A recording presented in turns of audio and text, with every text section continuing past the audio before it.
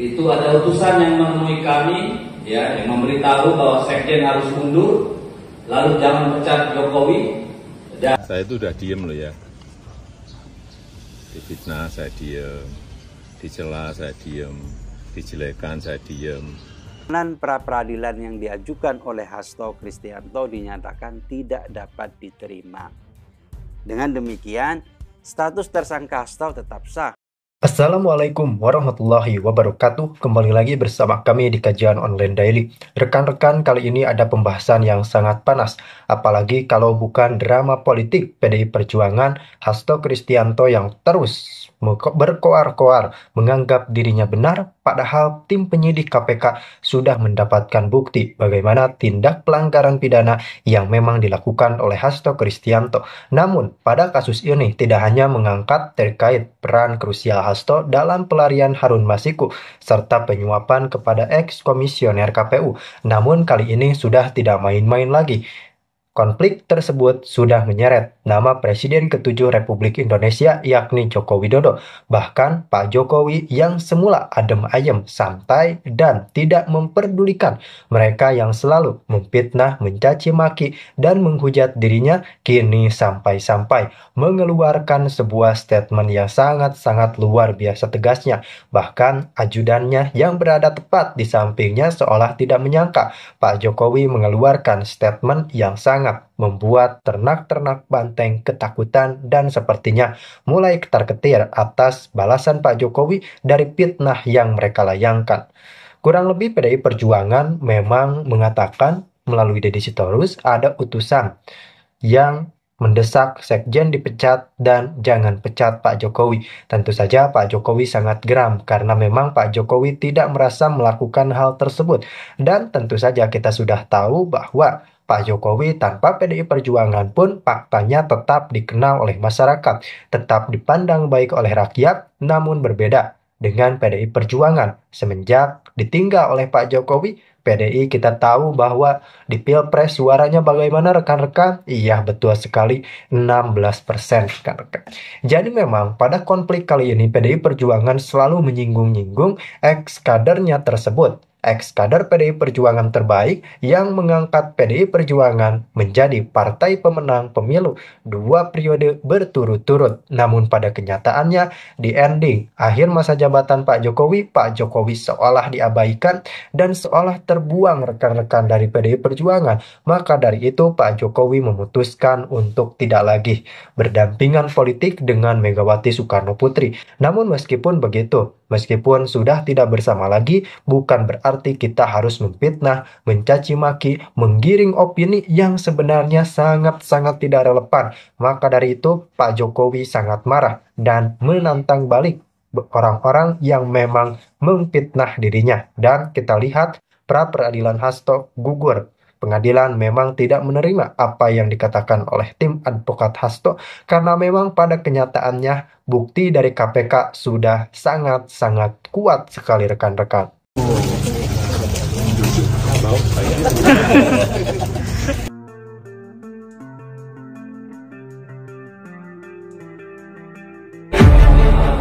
Perlu diketahui bahwa pada sekitar tanggal 14 Desember itu ada utusan yang menemui kami, ya, yang memberitahu bahwa Sekjen harus mundur, lalu jangan pecat Jokowi, dan menyampaikan ada sekitar 9 orang dari PDI Perjuangan yang menjadi target dari pihak kepolisian dan KPK.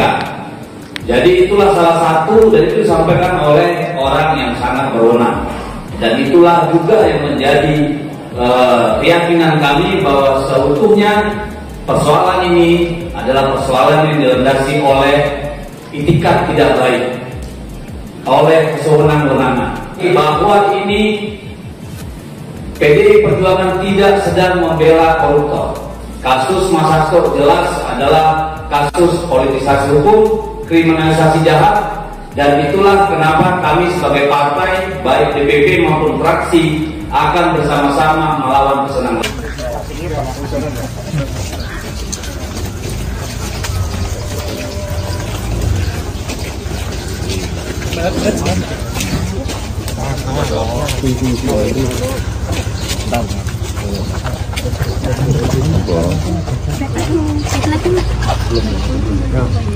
Pak, terkait apa kemarin dari PDI Women kalau ada utusan yang mendatangi Ketua PDI bilang kalau Pak Jokowi jangan dipecat dan Pak Hasto harus mundur.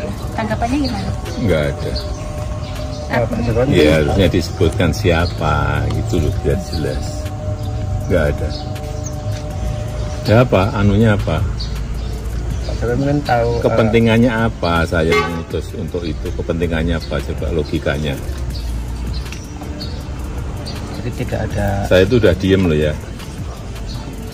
Difitnah saya diem, dicela saya diem, dijelekan saya diem, dimaki-maki saya diem.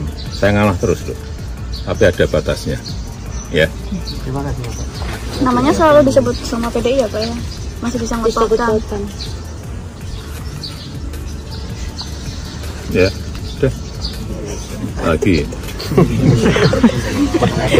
Lagi 3B. Mbak. Nggak tahu Senin Selasa Rabu Kamis. Lain waktu.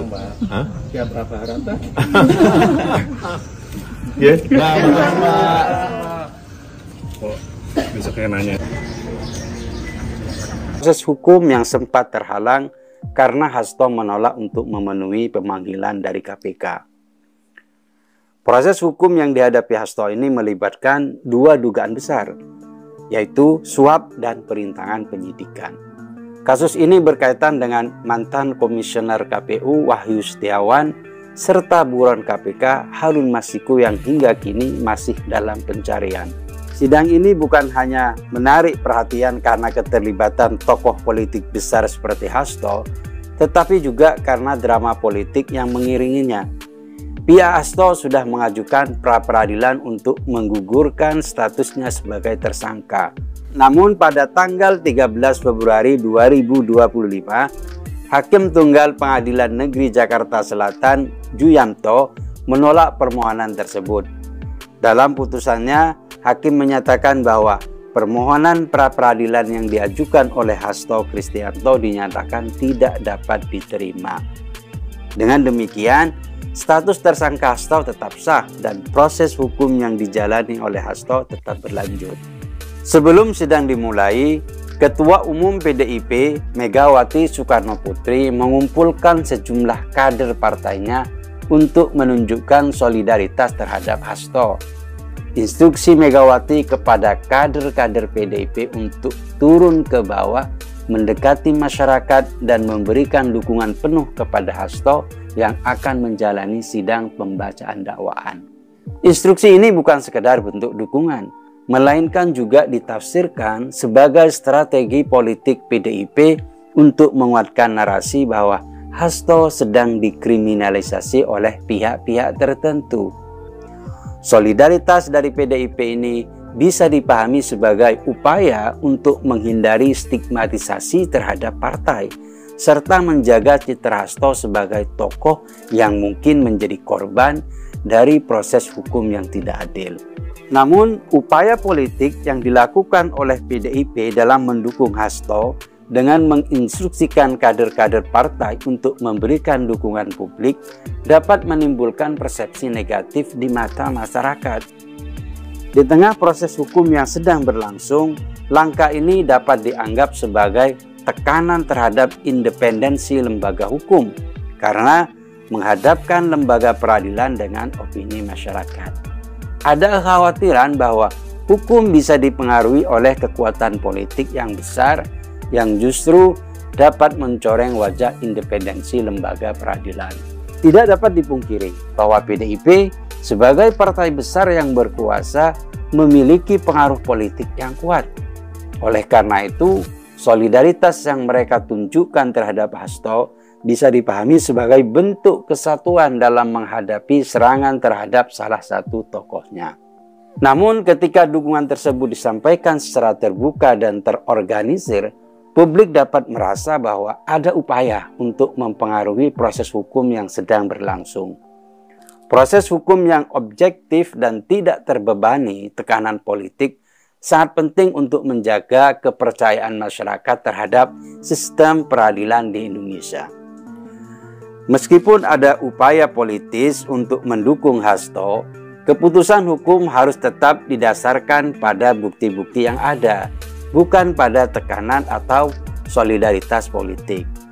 Dalam hal ini, Hasto tetap harus menghadapi dakwaan atas dugaan suap terhadap Wahyu Setiawan dan perintangan penyidikan terhadap Harun Masiku. Sidang ini akan menentukan apakah Hasto benar-benar terlibat dalam tindakan ilegal atau apakah klaimnya bahwa dirinya adalah korban kriminalisasi dapat dibuktikan.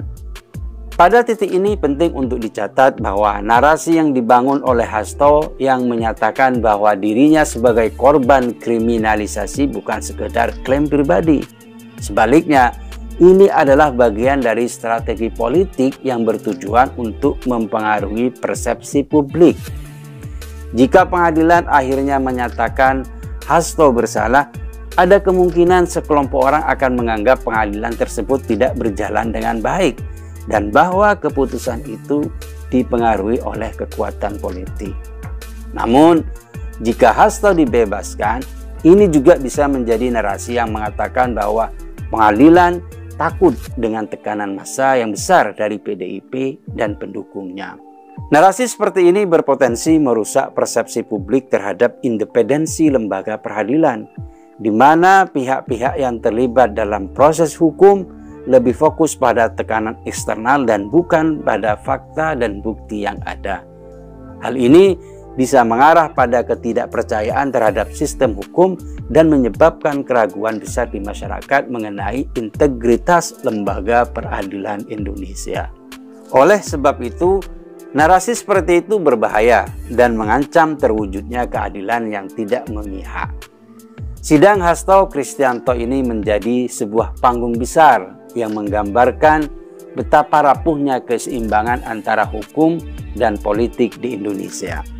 Di satu sisi, ada upaya untuk membangun narasi bahwa Hasto sedang menjadi korban dari kriminalisasi.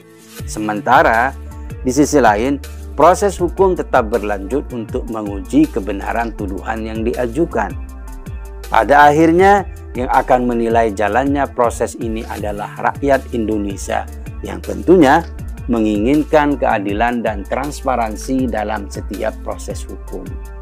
Hasto Kristianto sebaiknya tidak memframing dirinya sebagai korban atau berusaha memainkan peran sebagai pihak yang terkriminalisasi dalam kasus ini. Alih-alih mengandalkan narasi negatif atau menggugah simpati, yang lebih bijak adalah menjalani proses peradilan dengan jujur dan transparan, membawa bukti yang kuat, serta mendatangkan saksi-saksi yang relevan. Rakyat Indonesia tentu akan menilai sendiri jalannya proses hukum ini, dan jika Hasto memang tidak bersalah, maka ia akan dibebaskan dengan sepatutnya. Namun jika sebaliknya, sistem hukum yang adil harus mampu memberikan keputusan yang tepat. Yang lebih penting adalah menjaga wajah pengadilan agar tidak tercoreng oleh narasi kriminalisasi yang justru bisa merusak integritas lembaga peradilan tersebut. Proses hukum ini harus berjalan dengan sebaik-baiknya. Apapun hasilnya harus diterima dengan lapang dada demi tegaknya hukum dan keadilan di Indonesia. Sudah terlalu banyak drama politik yang disajikan kepada khalayak. Para politisi seringkali memainkan peran sebagai korban ketidakadilan. Tentu saja, setiap orang berhak membela diri jika dia merasa dirugikan, dan proses itu bisa dilakukan di pengadilan. Narasi yang mengganggu proses peradilan dengan tekanan atau untuk mendapatkan simpati publik seandainya pengadilan memutus bersalah, itu tindakan yang kekanak-kanakan. Hadapi saja proses hukum itu dengan kesatria,